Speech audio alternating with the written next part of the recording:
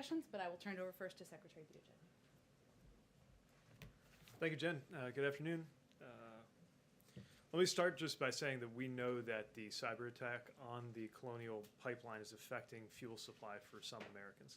And throughout the administration, we have been working around the clock to help Colonial return its pipeline back to normal operations quickly, safely, and securely.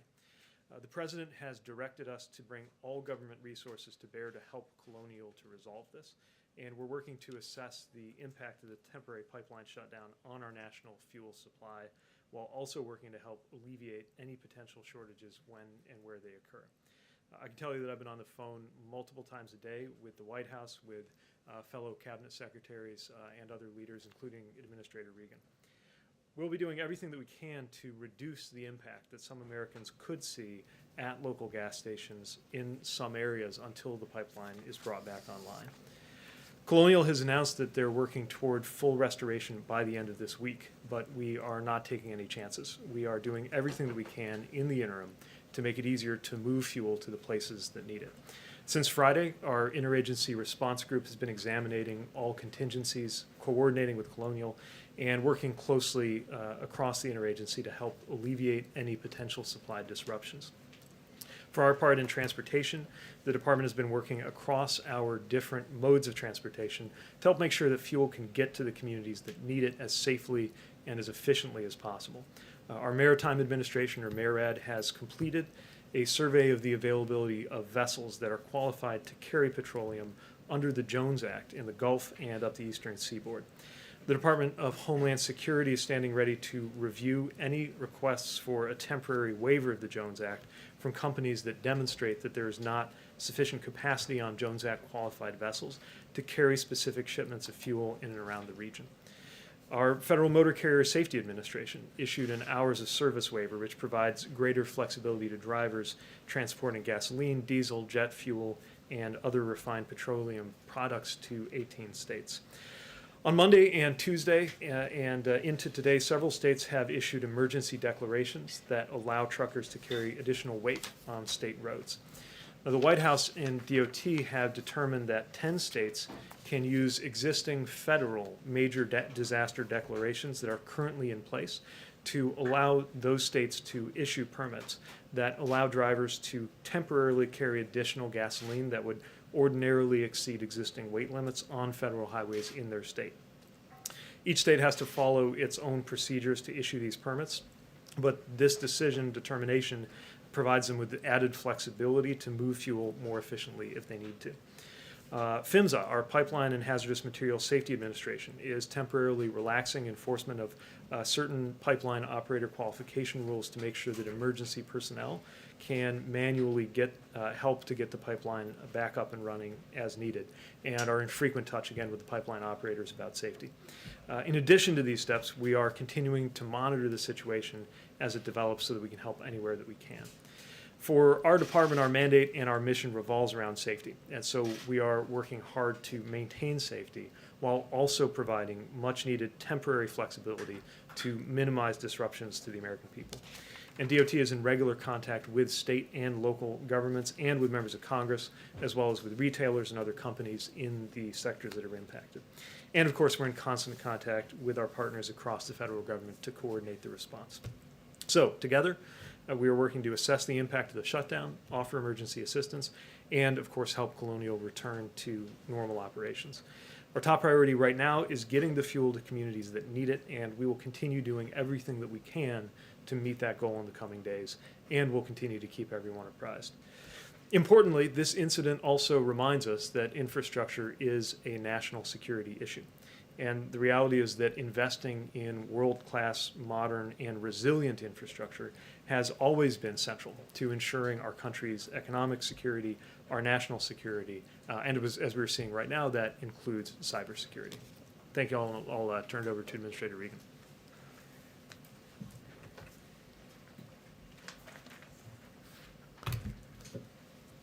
Thank you, Secretary Buttigieg. Jen, it's good to be here with you today. You know, as Secretary Buttigieg mentioned, the President has directed a government-wide response to the Colonial Pipeline shutdown. And at EPA, we're doing our part to mitigate the impacts that people and communities might be experiencing. The Clean Air Act allows EPA, in consultation with the Department of Energy, to waive certain fuel requirements to address shortages. After careful evaluation, EPA and DOE concluded that extreme and unusual fuel supply circumstances exist and that granting short-term waivers is consistent with the public interest. EPA issued an initial waiver on Tuesday morning and later issued a second, more expansive waiver that covers 12 states and the District of Columbia. EPA waived certain gasoline requirements, specifically the requirement for low volatility conventional gasoline as well as reformulated gasoline. While the waiver alone will not resolve the supply situation, it will help alleviate supply shortages. The waiver allows the use of any residential winter gasoline that may exist in the region. It will also allow butane to be blended into existing fuel stops, increasing the supply of gasoline by up to 5%. EPA granted the waivers to help mitigate the supply shortages of gasoline in the affected areas until normal supply to the region can be restored. EPA followed an orderly process when assessing and issuing the fuel waiver. Any such waiver is limited in both geographic scope and in the duration to mitigate any potential impacts to air quality. At this time, we do not anticipate air quality problems from these limited waivers. In assessing the situation and issuing the waivers, EPA has been in close coordination and communication with all of the impacted states. Our partnerships with the states is key to being able to effectively respond to the developing situation like this one. Going forward, we will keep coordinating with our state colleagues to assess the situation on the ground and to determine whether we can provide any future flexibilities to alleviate impacts for people and communities in these affected areas. We understand that there are shortages resulting from the Colonial Pipeline shutdown that cause stress and confusion in people's lives. Our response underscores the importance of President Biden's All of Government Directive, which asks federal agencies to harness our collective expertise and work in sync when urgent matters arise. This interagency effort is the linchpin to a swift and coordinated response. And with that, I'll turn it over to Jen. Go ahead. Thank you so much. One question for Mr. Regan, one question for Mr. Buttigieg. Many of your fellow North Carolinians cannot find gasoline right now. What's your advice to them about what they should do and what they shouldn't do until this situation is resolved? Yes, we are in very close coordination with my home state, just like the other 12 states. I think the folks should follow the advice of the governors and the attorney generals, which they're asking folks not to panic, not to hoard gasoline, and to watch for the updates that are coming from the federal government. We have some really good coordinated efforts at the federal, state, and local levels, and we're working very hard to alleviate these circumstances. And then, Secretary Buttigieg, you mentioned that this situation shows the importance of world-class infrastructure. What could have been done or what should be done to prevent something like this from happening? Well, this is part of what we have in mind when we talk about resilience. We need to make sure our infrastructure is resilient to climate security issues caused by the increased frequency and severity of weather events, but we also need to be sure that we are resilient in the face of cyber threats, and certainly in the kinds of things that the American Jobs Plan will be funding and supporting. I think part of the expectation for local authorities or states or other bodies seeking to get funding is that there be robust cybersecurity resilience and planning written into that. This is not an extra, this is not a luxury, this is not an option. This has to be core to how we secure our critical infrastructure, and that includes infrastructure that is not owned and operated by the federal government. We're being reminded that private companies and often local authorities own and operate so many of the critically important utilities and other infrastructure we count on. Here. Secretary Buttigieg, does the fact that this one ransomware attack could take down roughly 45% of the East Coast's fuel supply mean that we should be building additional pipelines going forward? Well, in this case, this was an issue about how a cyber attack impacted a pipeline that's there. I'm not sure it really speaks to the number or quantity of pipelines or their throughput. I do think it reminds us that we need to make sure that we have the most resilient and flexible infrastructure for the future, especially when it comes to something like energy. We've now had, you could argue, 2 major wake-up call experiences, one in Texas and now one here, each with a different cause, but both reminding us about the work that we have to do as a country. Jeff? Mr. Secretary Granholm yesterday said that she expected this issue to be resolved by the end of the week, more or less. Is that still your expectation? And So, go ahead. I'll defer to announcements from the company on their process. Again, PHMSA is in touch with them to review any plans that they have. I would emphasize that there is a lot that is involved in getting a pipeline up and running again. And so there's the announcement, then there's the actual process, and then some time for that to be fully up and running, which is one of the reasons why we're not wasting any time and haven't been since even over the weekend in taking the steps that we need to mitigate any shortages, even things that could happen while the pipeline is getting fully online, but before that's completely taking place. And just to follow up for you, perhaps for both of you, you described the permits and the waivers to allow other ways of getting fuel to these affected areas of the country. Is that working? Is that fuel arriving? We've gotten indications and feedback that the hours of service waiver has had an impact, and we expect that the waivers will as well, but obviously they're very new, and so we'll be closely looking for feedback both from companies and from states on how that's going. Anything with that? Well, I will add that these waivers are working. We've seen an exceptional response from all of our states who are very appreciative of these waivers. It does expand the fuel supply. It allows for fuels to be moved around more freely in the region, and it does relieve some of that tension. And so we'll continue to work closely with our states and our partners to ensure that we are taking all of the actions that we can to alleviate some of these situations. Mary? Mr. Secretary, we now see gas above $3 a gallon for the first time in 7 years. Bottom line, what's your message to Americans who are worried about how this is going to impact their wallet? How long do you think this is going to last? And do you think prices are going to go up even further? Well, my message is that we understand these concerns, that we've seen that in a lot of the impacted geographies that this is a real issue, and that's one of the reasons why we've been working with every lever of government that's available, and not the federal government as an island, but interacting with states and with companies to address this. So, I can't speak to long-term energy markets. Obviously, this is a very specific and acute issue, but we recognize the concern that's out there, and that's why we haven't wasted any time to get into action, and it's why the President has directed us to be really thorough in examining all of our different authorities and all the different pieces of our respective agencies to be helpful. Jen? The administration has been saying that you're willing to consider Jones Act waivers. Have any requests been filed? And since the Maritime Administration has finished its survey, what's determined about how many Jones Act compliant ships are truly available right now, not under contract near the Gulf, et cetera, that help?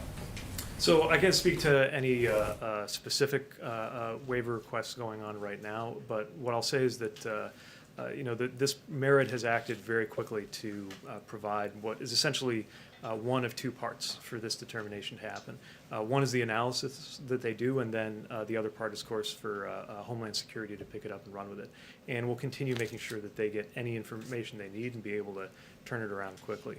The level of analysis that's already been done, my understanding is previously that's taken a couple of days, and Mayor was able to do it in a matter of hours. So they're moving quickly, and bottom line is stand at the ready to very expeditiously process what comes in. Go ahead. Are you confident that another attack on the pipeline can't happen imminently? Has the company told you anything about that, about steps they've taken in the short term on that? We can talk about this. I mean, they're speaking to their specific programs, but I will just say that we're probably not going to get into details about the company's own preparations. We've talked about the fact that this was a ransomware attack, that these threats have been out there for some time, and it's certainly a reminder to this company and others to continue to harden their cybersecurity. But we'll let them speak to their other preparations. Go ahead. Thank you, Secretary Buttigieg. This is Wednesday today. We're talking about potentially a weekend restoration, but things are getting really crazy out there.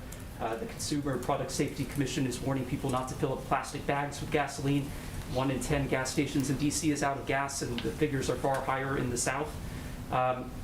Is the Biden administration having any preliminary discussions about potentially taking over the pipeline to restore the flow if the company is unable to do it themselves?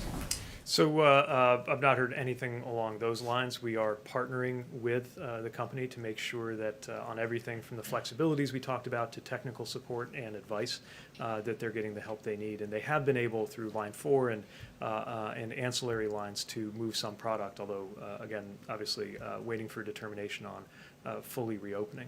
I will say that this is a time to be sensible and to be safe. Of course, we understand the concern in the areas where people are encountering temporary supply disruptions. But hoarding does not make things better. And under no circumstances should gasoline ever be put into anything but a vehicle directly or an approved container. And that, of course, remains true no matter what else is going on.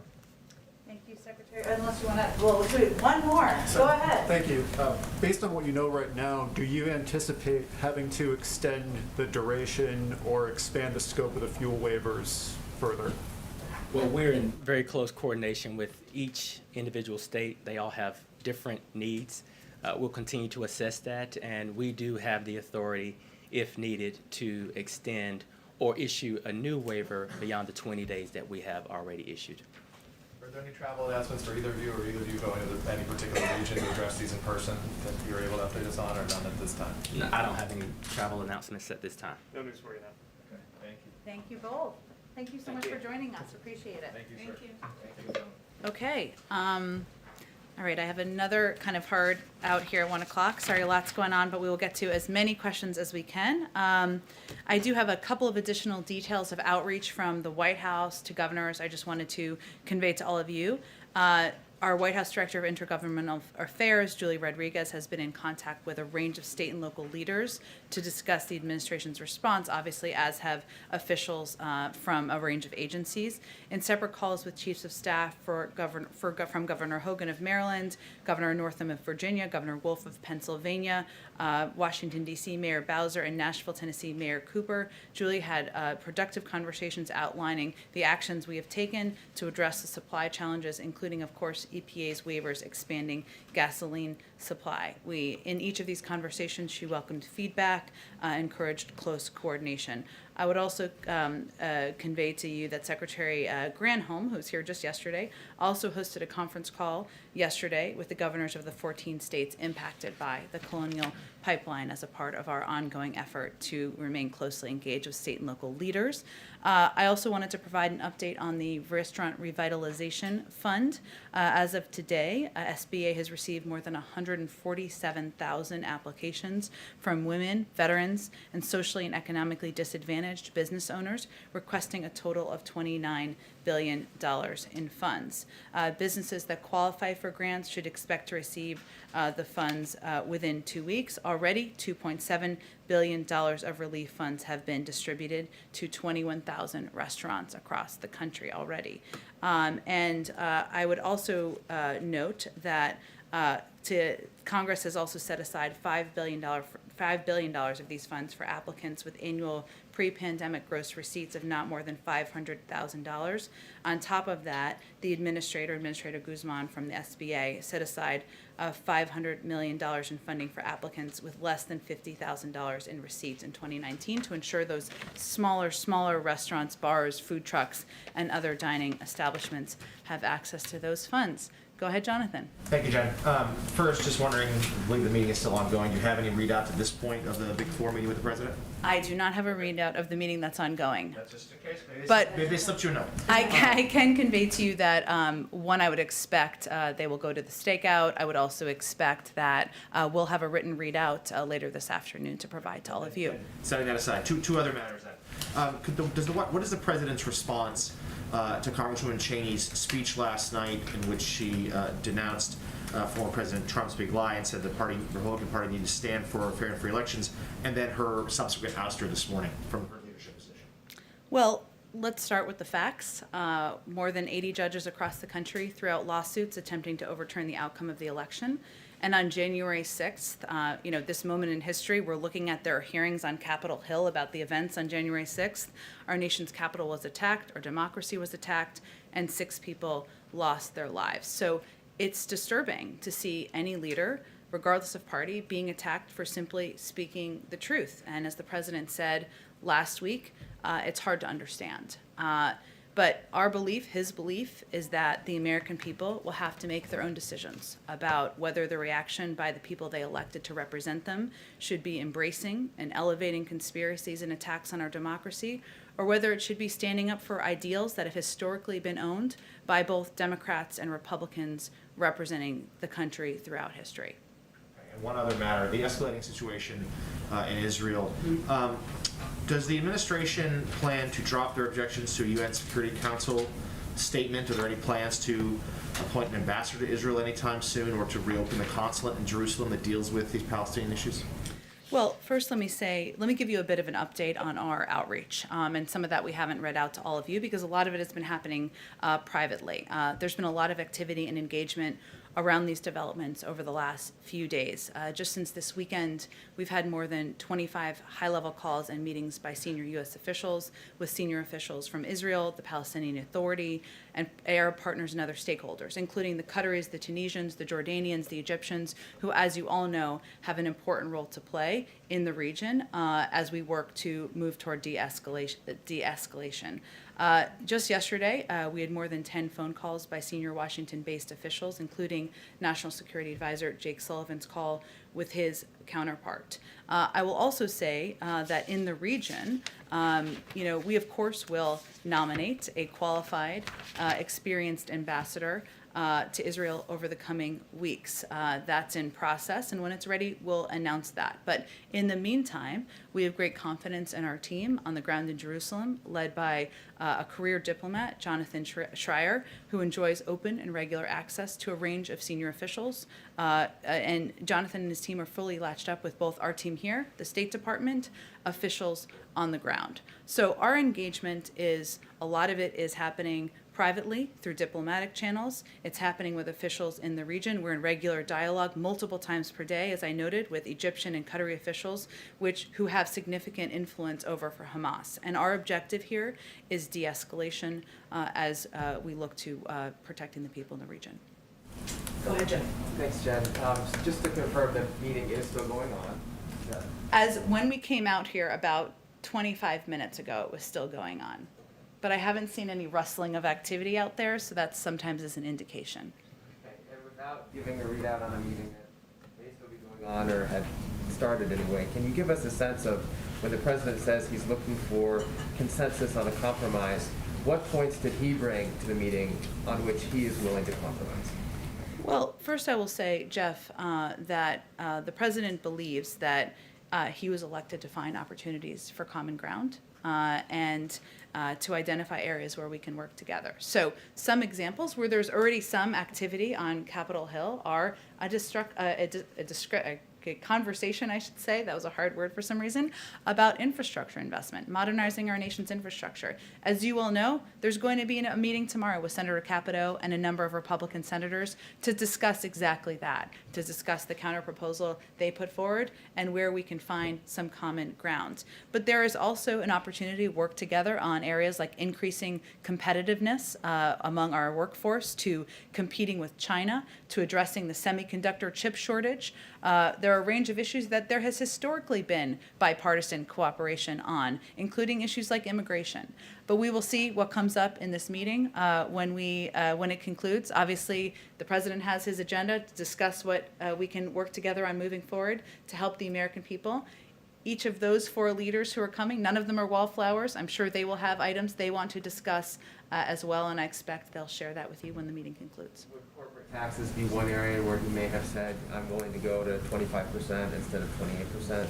Well, he's conveyed that certainly publicly, and I wouldn't see this as a negotiation to come to a conclusion about the American Jobs Plan and how it will be paid for, but he's expressed an openness to a range of proposals, and his bottom line is that inaction is unacceptable and that he is not going to raise taxes on the American people who are making less than $400,000 a year, but he's open to a range of proposals. Go ahead. We heard Secretary Buttigieg just mention the desire to include more funding for cybersecurity in the American Jobs Plan. Why wasn't that included in the president's initial plan? And is it a must-do for you now? Well, I think what he's really what the Secretary was talking about is how the grant funding is determined and what will be required for that grant funding. And that's part of the process, as you know, as these negotiations and conversations are happening with Capitol Hill. So, I think at this point it will include, as the discussions continue, tying specific grants to recipients' implementation of cybersecurity goals, using tax credits to finance needed cybersecurity improvements. But I think it's clear that cybersecurity, ensuring private sector companies are hardening their cybersecurity, ensuring it's an across-the-government effort, is a priority to the president, and this will be linked now to our proposal for how specific grants should be distributed. And we have seen a bit of a shift in tone out of the White House in the last 24 hours. Yesterday, we were told there aren't supply shortages, it's a supply crunch, it will be short-lived. Now you all are describing it as supply shortages. Is the impact of this hack more than you anticipated? Well, I would say on Monday afternoon, so 48 hours ago, we said, at this moment, there is not a supply shortage. That was accurate at this moment. We also said that we are continuing to monitor very closely what the impact will be. And one of the reasons that we acted as quickly as we did, convening interagency calls through the weekend, determining what levers could be used very quickly and rapidly according to historic standards to help put in place contingency plans to ensure we reduce the impact on the American people, is because we had to anticipate there could be a range of impacts. We could not predict when the company would be able to come back online. They obviously need to make those determinations themselves. So our role is not to determine that on their behalf. It's to make preparations to help reduce the impact on the American public. And this obviously raises concerns, not just about future attacks on pipelines, but other aspects of the electric grid, water systems, the like. Can Americans trust that the government can prevent future attacks going forward? Well, I would first note this is an attack on a private sector company. And as I noted a little bit earlier, when I'm not even sure you could hear me, but this was an attack using ransomware. This ransomware has been out there for some time. Deputy Secretary Mayorkas, when he was Deputy Secretary, talked about, when he was here just 2 days ago, the fact that we were warning about the need to harden for companies to put in place cybersecurity protections back several years ago. And that's something we will redouble our efforts on.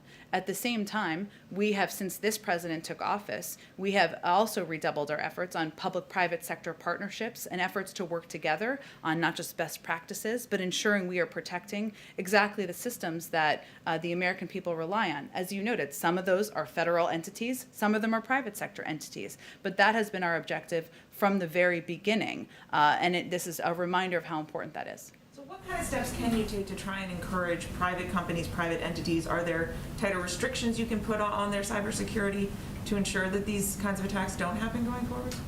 Well, there is an element of any company seeing what has just happened over the last several days being a reminder of how important those steps are, and that is out of our hands. That is probably thanks to the reporting of all of you. But I would say that one of the reasons that we have stood up under Ann Neuberger, who was just here a couple of days ago, and elevated a public-private coordinating apparatus or effort to work with the private sector is because we want to ensure that well-intentioned companies understand what they need to put in place and understand the risks that they're facing. Because we know, as this is an example of, that it won't just impact that company, that it can impact, depending on the entity, the American public. Go ahead. How can the president work with Kevin McCarthy, who's poised to anoint to a position of leadership at the Republican conference someone who does not believe in the legitimacy of the last election? Well, the president is no stranger to working with people who he disagrees with or he has massive fundamental disagreements with. The facts are on our side. And more than 80 judges across the country threw out lawsuits attempting to overturn the outcome of the election. What the president believes his role is to lead by example and to offer an alternative of leadership to the American people, which is reaching his hand across the aisle, offering to work with members of both parties on addressing issues the American people have concerns about. We heard from, I want to ask you about ransomware. We heard from Buttigieg and from the administrator of the EPA just moments ago. If you can help, you speak for the president. What is his message to Americans right now who are worried about the supply of gas and rising prices? His message is I understand, and I am doing everything I can, using every lever of government to ensure we reduce the impact on the American people and their lives. Whether it is because they want to do travel for the weekend, whether they are going to visit their grandchildren because they just got vaccinated, just to incorporate another objective, or whatever it may be. And his concern his focus from the very beginning is do not halt. Act. I need you to act. I need you to take action to put every step in place that is possible. Did Colonial, I think I know your answers to these, but I want to ask them, did Colonial pay the ransom already, or will they pay it? I would send you to Colonial to answer that question. Of course, the guidance from the FBI is not to do that. Does the U.S. government know whether they paid or intend?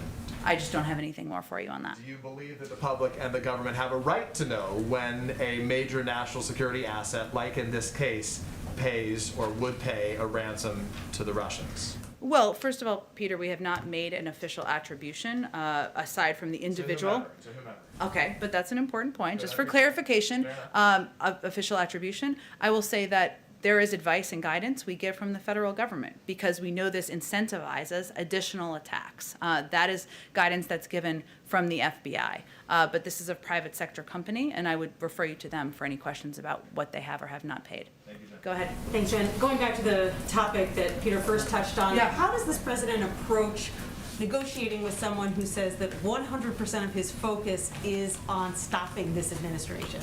Well, I would say first, this is a meeting where they could spend the entire time talking about areas where they disagree, including who won the election. And the president has 80 judges in courts and tens of millions of Americans behind him on that piece. But he doesn't find that particularly constructive. Clearly, the Republican Party has to work out who they are and what they stand for. But this is not a meeting that's focused on that. So the president has a long history of working with people where he has strong disagreements, and his objective and his focus and his time today, nothing more valuable than the president's time, is going to be finding common ground, and that's how he'll approach it. More broadly, how would you say that this administration approaches the art of compromise differently than, say, the Obama administration did? What did you learn from those 8 years? Well, first I would say that the vice president, and the president was the vice president at the time. He was not an outside actor, right? And he worked in close partnership with then President Obama to get a lot of work done for the American people, from the Affordable Care Act to the American Rescue Plan to moving forward an agenda in what we felt was the right direction.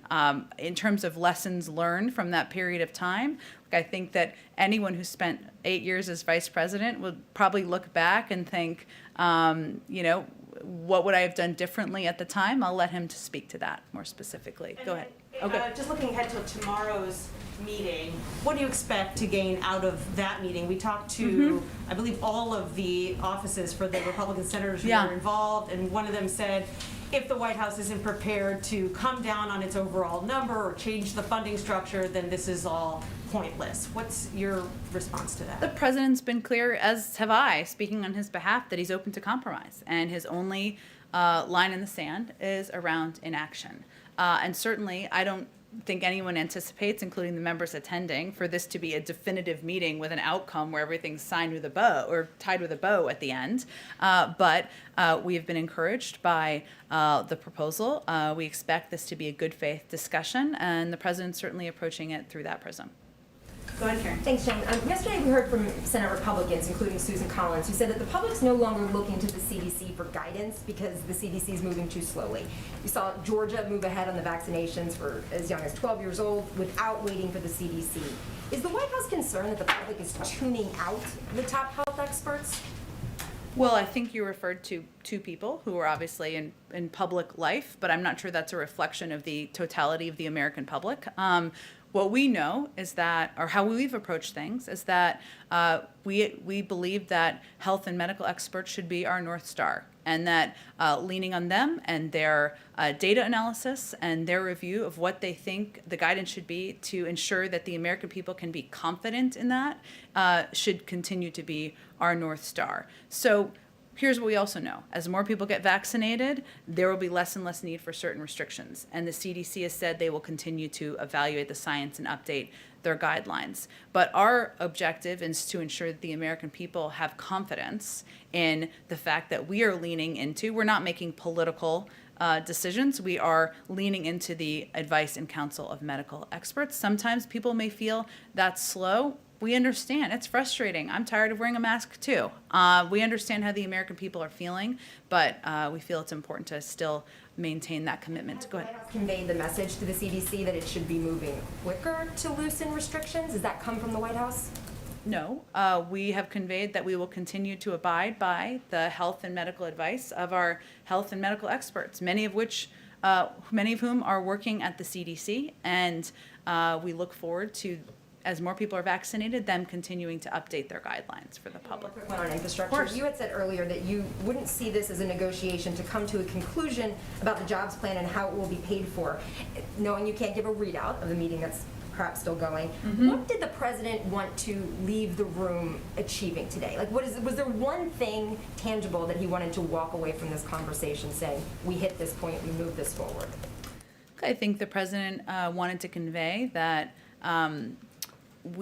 the world is not waiting for us to work together here as Democrats and Republicans to increase our own competitiveness, to invest in the American workforce, and they're not waiting for the resolution of a leadership fight.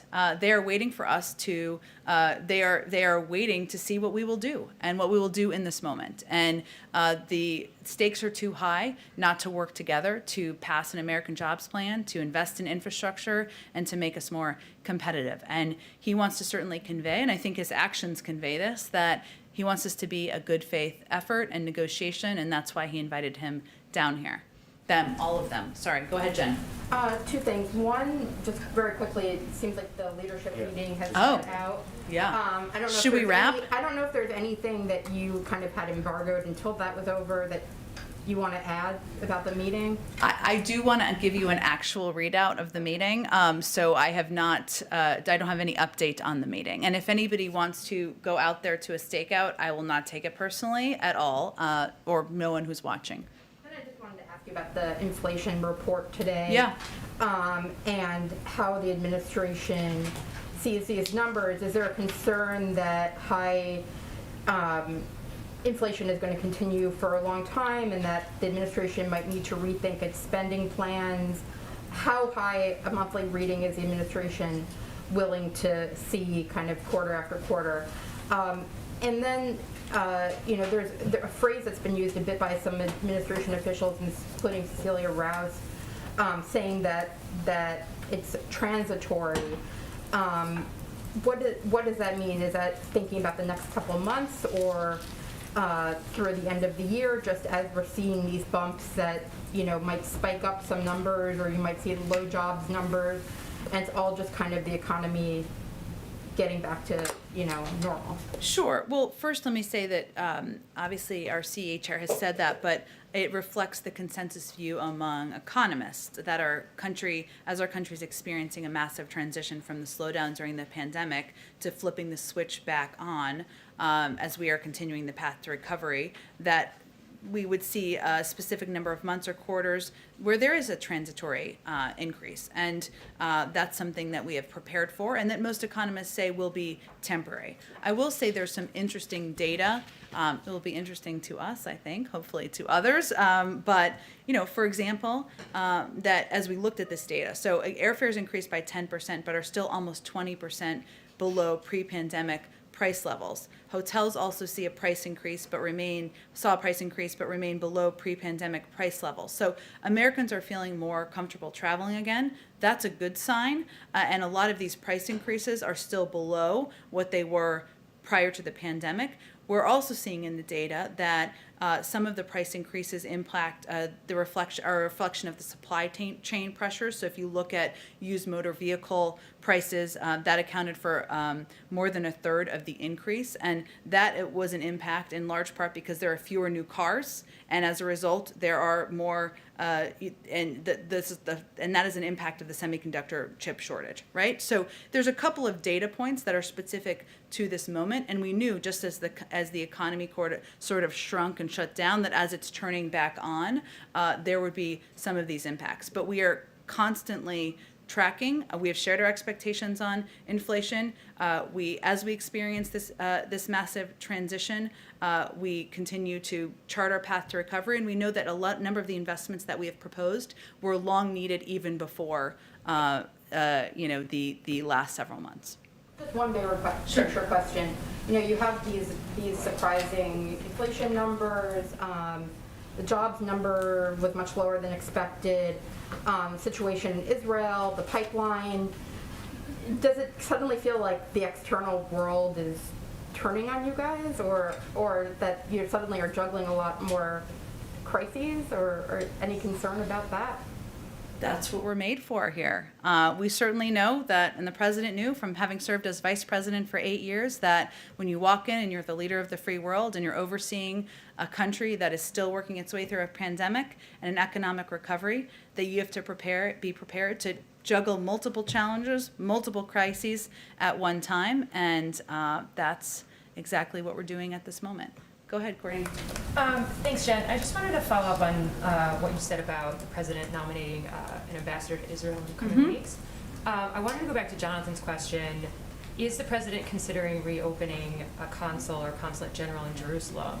And then more broadly, when can we expect the president to announce his more high-profile ambassadorships? And will that come before he travels in June? It's not timed to a trip, I will say, but I would expect we'll have more in the coming weeks. They go through a process of consideration and obviously final decisions by the President of the United States. In terms of the question about reopening the consulate, I would certainly point you to the State Department. They may have already addressed that, but they'd be the appropriate entity for that. Go ahead. Thanks, Jen, and thanks for continuing to take questions despite this weird situation. I know, but it's okay. I know people wanted to go out there, but yeah. So I've got two questions, Okay. Or two areas. I'd like to ask quickly about jobs and also about a couple of press freedom issues, which of course I imagine is important to everyone here. The first one on jobs, the Brooklyn Chamber of Commerce just polled 200 small businesses, and 64% are having trouble hiring people, 42% of them cited the higher COVID-19 unemployment benefits. The University of Chicago separately estimated 42% of people are getting more money not to work than they would have in their previous jobs.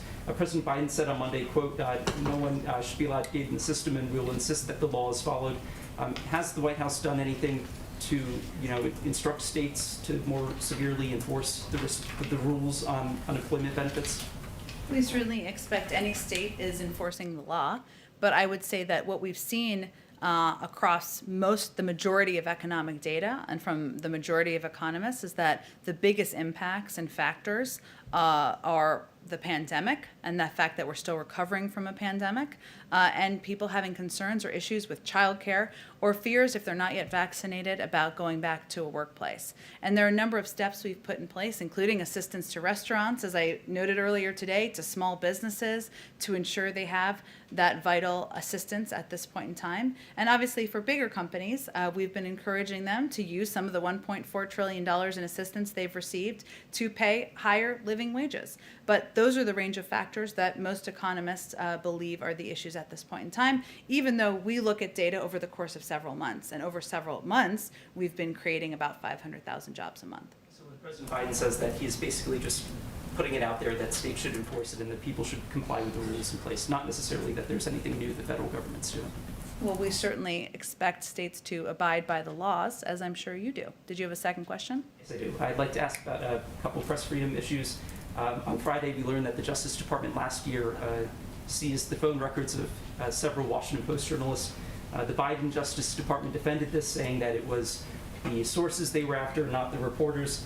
but there are some press freedom advocates who are pretty concerned about that defense. Trevor Timm of the Freedom of the Press Foundation said that the Biden Justice Department gave a disturbing defense of the practice. Bruce Brown, the executive director of the Reporters Committee for Freedom of the Press, said that it raises serious First Amendment concerns. Do you, as the government's top press officer, have concerns about reporters' records being taken, including in this instance? Well, given this was an action taken by the last administration and the Department of Justice oversees, obviously, our legal actions, has already spoken to it, I'm not going to have anything additional to add. The second part on press freedom is this marked International Press Freedom Day, which was celebrated on Twitter by the Secretary of State and the Vice President, who wrote, "A free press is critical to democracy." The whistleblower Edward Snowden responded by writing, "This would be more persuasive if the White House wasn't aggressively seeking a 175-year sentence for a publisher of award-winning journalism," is referring to WikiLeaks publisher Julian Assange. The Obama-Biden administration was infamous for taking a heavy hand toward reporters and leaks, including taking the Associated Press's call records and calling a Fox reporter a possible conspirator. But the Obama Justice Department decided not to prosecute Assange for fear of setting a precedent that could be used to prosecute journalists dealing with classified information. In the name of press freedom, will President Biden be intervening in the Assange case to stop the prosecution, or will he be allowing the Justice Department and the courts to sort this out? Well, in the name of independent justice, we will allow the Justice Department, encourage the Justice Department to continue to be an independent Justice Department, which I know is different from what we saw over the last 4 years, so it feels funny to some people. Go ahead in the back. Thank you, Jen. First question about the potential closing of the Line 5 pipeline in Michigan. Has the president been in touch, in contact with Prime Minister Trudeau?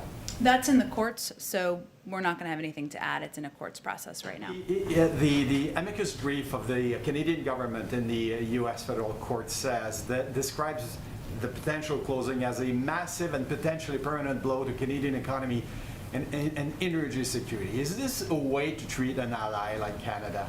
I think we've talked about in here how important of a partner Canada is and will continue to be on a range of issues, from addressing the pandemic to just being a regional partner on facing issues around the globe. But this, again, is a situation that's in the court, so I'm not going to have more comment on it. I got to go around to other people because I have 3 minutes left. I'm sorry. Keep going. I just have 2 quick ones.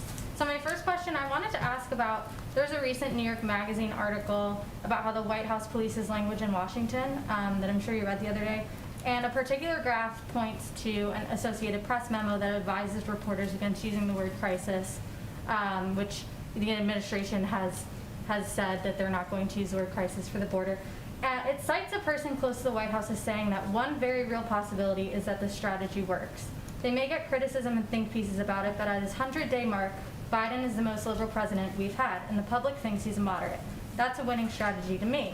They're willing to accept that you're going to write this piece as long as they know that swing voters in Colorado aren't going to read it. So does this reflect the White House's thinking that the goal is for Americans to view the president as moderate as he pursues, according to the, quote, the most liberal agenda that we've seen?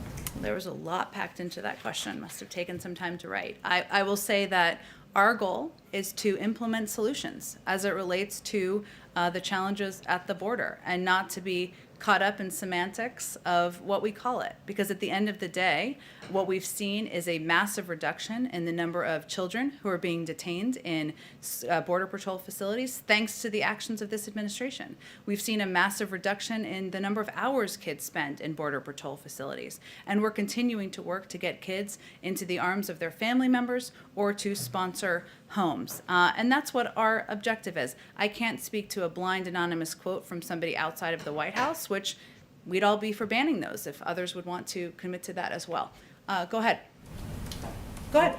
Sure, thank you. What contingency plans are in place if Congress can't come to a quick agreement on increasing the debt ceiling? Since Secretary Yellen suggested that Treasury might exhaust the so-called extraordinary measures sooner than some analysts have estimated.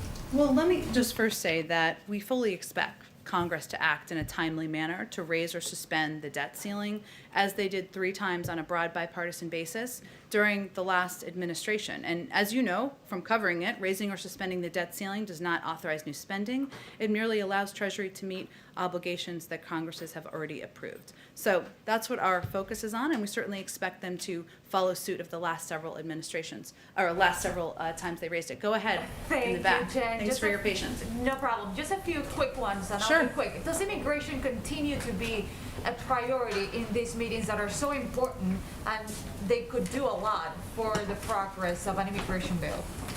Well, again, I can't, it's hard for me. They may have read some of it out to read out a meeting that was still going on when I came out here, but the president remains committed to that immigration continues to be a top priority for the president. That's why he proposed a bill on day one. That's why he communicated in his joint session speech that we should look for ways to find common ground, find agreement on what pieces we can move forward. And he certainly believes, even as we've made progress at the border, that in order to address this over the long term, we need to put in place long-term solutions. So he will continue to absolutely advocate for it. But I don't know if it was a topic in the meeting yet. The rancher the couple who found the 5 young girls that were rescued a few days ago, said to the president in an interview that he did, "We want you to come to the border. This is not humane anymore." What do you have to say about that? I will say first that that was a heartbreaking situation, and we're thankful for the work of CBP to ensure those minors' safety. This is another example of why we continue to be very clear that individuals should not make the treacherous journey north and put their lives in the hands of smugglers or others for unsafe circumstances. And again, just to reiterate, our focus remains on solutions, on ensuring we're expediting processing, we're getting kids into safe and humane conditions, and that's, if going to the border changed that or helped that, that would be one thing. But our focus is on implementing pieces that we can, so we can make their lives better. On consumer prices picking back up on what was asked earlier on, is this a concern going forward that the prices will continue to rise, that it will have an impact on the recovery that you want to have in the economy? Well, again, I think this is obviously something we monitor quite closely, and we certainly monitor specifically from, it's the job of the independent Federal Reserve to manage all aspects of inflationary pressure as they pursue their dual mandate of achieving full employment at stable prices.